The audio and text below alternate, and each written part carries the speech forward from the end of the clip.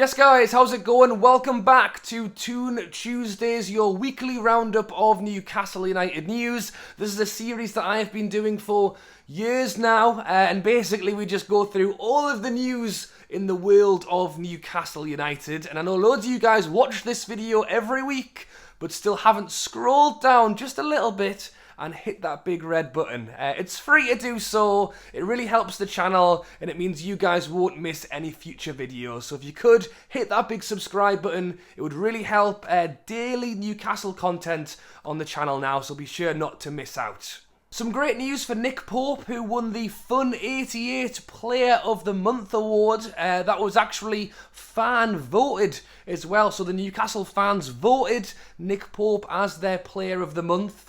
Nick Pope said that I'm over the moon to have won the award. That it's voted for by the fans makes it even more special. They've taken great to me and helped me perform at a good level. So well done to Nick Pope.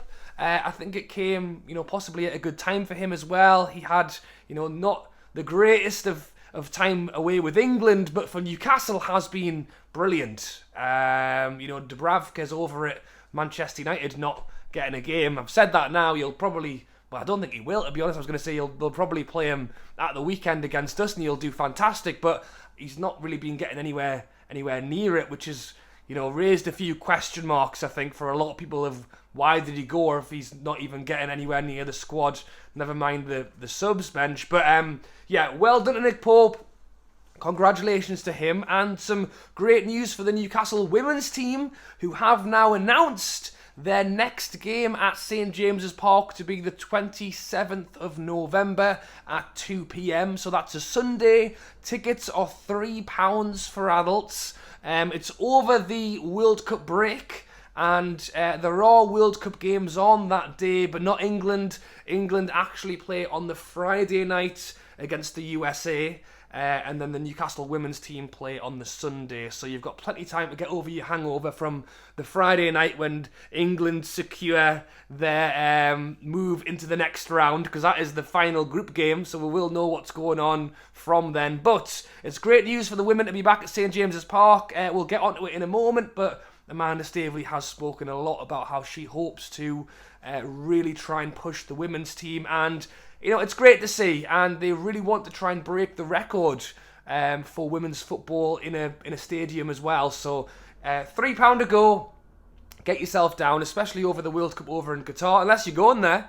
I think it will be a great chance to get out, watch some football. And speaking of heading away, the Newcastle players who are not going to the World Cup look set to be heading out to Saudi Arabia on a trip with the team then. It's a strange one this season because the World Cup is in the middle and it's going to break up all the games, and it does mean we have weeks like next week where we have to play 3 games in a week, and that will become more and more common in the second half of this season. But one thing for Newcastle, because at the moment we have, Bruno will be going away with Brazil, Trippier and Pope with England, Shaw with Switzerland, but there's really like a handful of players who are going. New Zealand didn't qualify, so no Chris Wood. Paraguay didn't qualify, so no Almiron.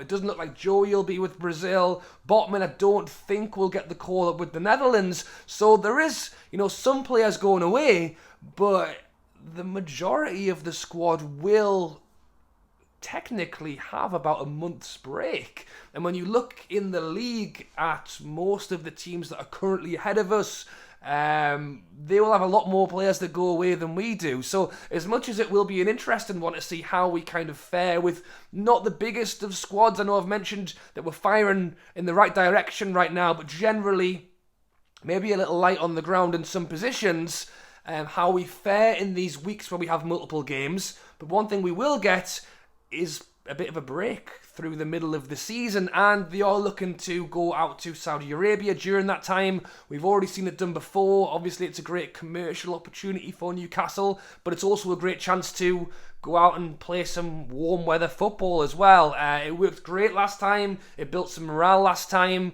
and it looks like we're going to be doing it again, so keep your eyes peeled for that one as well. Not only was it a fantastic day on Saturday because of the 5-1 win, but on Friday, and then obviously celebrated on Saturday as well. It was the 1 year anniversary of the Newcastle Takeover 1 year ago that everybody celebrated outside of St James's Park. On the phone with their mates, at the pub, whatever. It was a crazy, crazy time, and because of that, we had the celebrations, before the game even started. The War Flags did a fantastic display at the weekend where they kind of showed, the players that had come in, Mike Ashley out right down at the bottom, the Amanda Staveley, that classic moment where she walks through and she's asked, "Is it done?" And she said yes. And with all of that, Newcastle have obviously created some fantastic media moments that they've posted on YouTube and online, including interviews with the owners, including Amanda Staveley, Murdad, and Jamie Rubin did one as well. I wanted to go through a little bit of what they kind of said. So Amanda and Murdad spoke about how quickly it's gone by, how, we did the impossible last season to stay up, and what an incredible atmosphere that the fans created around the ground, specifically on that first day from the takeover. They then went on to talk a little bit about, Darren Eales, the new CEO, Dan Ashworth coming into the side as well, and that they are really trying to build on what they've created. They've kind of said that their roles will be to support the likes of Dan Ashworth and Darren Eales, so it doesn't sound like Murdad will have his chance to play Football Manager in the summer window again, because I think that's kind of what it was when Amanda Staveley went off with the squad to Saudi Arabia, left Murdad at home playing real life Football Manager, trying to buy all these players in. They are going to be playing the more supportive role to the people that they are now bringing in. And we'll talk about commercial opportunities and stuff in a moment, but, it's being reported that Newcastle have around 4 people in the commercial department, and you look at some of the likes of, Chelsea, Manchester United, they've got hundreds. Like 200, 250, 300 people in that department. That is the change that we will likely see at Newcastle over the next few years. The amount of people that are going to be on the payroll that weren't previously is likely to very much increase, and they are obviously looking to add as much as they can. Amanda spoke specifically about the women's team, saying that it's something that she loved to do as when she was younger, playing football, but never really had the opportunity, wasn't able to do so, and she's a huge advocate of that. That's why they're promoting the women's team loads at the moment. I think generally, across the board, we saw, England women's do fantastically well. The profile of women's football is growing and growing. And if you think about not even necessarily young girls, but young lads or anyone who wants to maybe just get more involved in football, to have the chance to go to St James's Park and pay £3 to do it, to be part of the atmosphere. They've been playing at Kingston Park down there as well. I think it's a great way to open football up to anyone, especially at Newcastle at the minute, who are just buzzing. It's a great way to do that. And we also had an interview from Jamie Rubin, who I think we've heard from a little bit less than Murdad and Amanda over the last year, but it was great to hear what he had to say. Spoke about his role at the club as well, saying that he is also there to help support Darren Eales, Dan Ashworth as a board member. He will help where he can, saying that he is a long-term investor in Newcastle City Centre. He's a big fan of the city, wanted to be involved with the football club, and has that experience of the city to help provide when asked, and was also asked what his favourite moment was from the last year, saying that it was the win against Arsenal on the last game of the season, which I can't argue with, because that was a pretty good one. And then, as I say, we also had the letter from the Newcastle owners to the fans, written by the club chairman, Yasser Rameham, who's also the governor of the PIF as well. Funnily enough, I spoke about him last week because he did a podcast where he actually spoke on his wants to compete with the likes of Chelsea by raising Newcastle's growth and wealth by 3.5 billion. And he spoke on the fact that, they paid around like 350 million for the club, that they were also offered, percentages of other clubs, but wanted to go for the full whack at Newcastle and to really rise it up. But the club statement came out and it said, a big thank you to the fans. He thanked the fans for the fantastic welcome that he received when coming to Newcastle. Said about how a year ago they told us that they wanted to be focused and concentrate on that long-term success, which they are still doing so. Saying that we are a long way to go, but each season is building and a building block to one day reach the objective of both trophies in domestic and European football. Which is, it's big for the club to, a year later, and it was a fantastic year. We stayed up. We've had a great start to this season, and to hear stuff like that is, it's another world, to be honest. You said to me a year ago, 2 years ago, that, we are aiming to try and be worth 3.5 billion, and that we want to win trophies in domestic and European leagues. It's just another level. I think the biggest thing to take from all of it is that it's just getting started. This is only the beginning. Enjoy it, and we will see what we can do this year and next year, and where we can get to next. Over the last few weeks, as we've celebrated the 1 year anniversary of the Takeover, it wasn't just Newcastle United who did their interviews. We've seen a whole host of reports and articles on websites, newspapers, and something that I've seen pop up a couple of times is that it is being reported Newcastle are considering the options on a stadium partnership, a possible naming partnership at St James's Park. As I say, I've seen it on a couple of different articles now, but one that I'll point out because I thought it was a very good article was written by The Athletic, so I will leave the link to that down below. The Athletic actually spoke to a number of personnel at Newcastle United, from the boardroom to the agents, and it was like a takeover special where they spoke about kind of what's happened through the last year, but also what's coming up over the next few years. In there, it talks about, the 5 to 10 year plan, the current support, the 100% support that Eddie Howe is currently receiving. Talks a little bit about the plans for the Saudi trip, the women's game.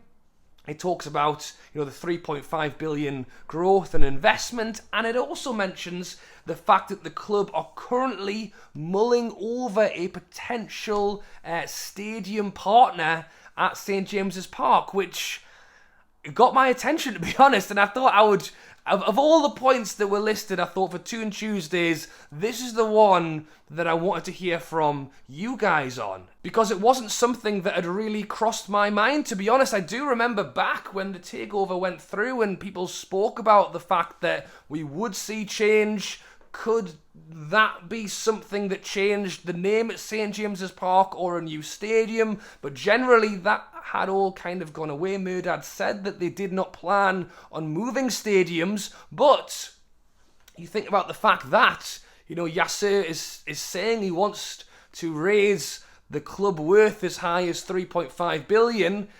Part of that is going to be commercial deals, and the naming of the stadium is going to be something that's considered, and it's not something that I want to see happen, but they are coming in and spending a lot of money on transfers and growing the club.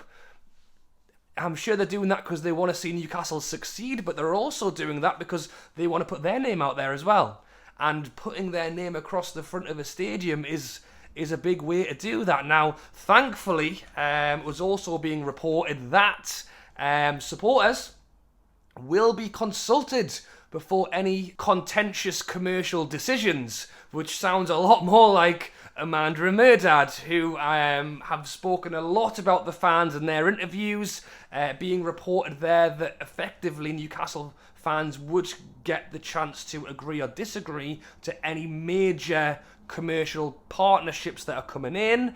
And as I say, Murdad was calling St James's Park the cathedral on the hill in his interview, so I think they very much know the crowd.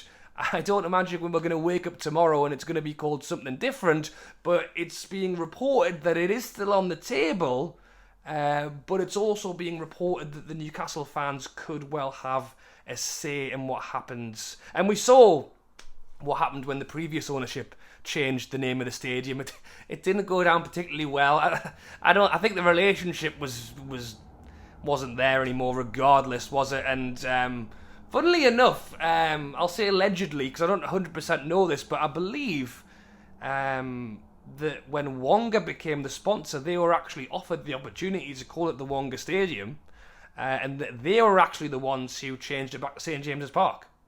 So if that's true, that's what I heard at some point, so there you go. But what's interesting as well is the way it's kind of been referred to, as I say, in The Athletic, but a few different reports, and it's the stadium partner. And what would that mean exactly? And that's the thing, as we try and grow and what we do next, could that be, a total name change? I can't see it. It will be really interesting, and you give me your reaction down in the comments below. It's always been St James's Park, and it isn't going to go down well. But as I say, the owners at some point are trying to create these partnerships and make money, and where does that necessarily come from? I mean, the other side of it, for example, is what Barcelona did with the Spotify Nou Camp. Could it be the St James's Park Saudi Airlines? Could it be St James's Park something? Or could we see it be something closer to what we had with the Sports Direct, and the fact that it was still St James's Park, we just used the stadium for the branding, which, let's be honest, wasn't great. I think the fact that we didn't get on with the owners made it worse.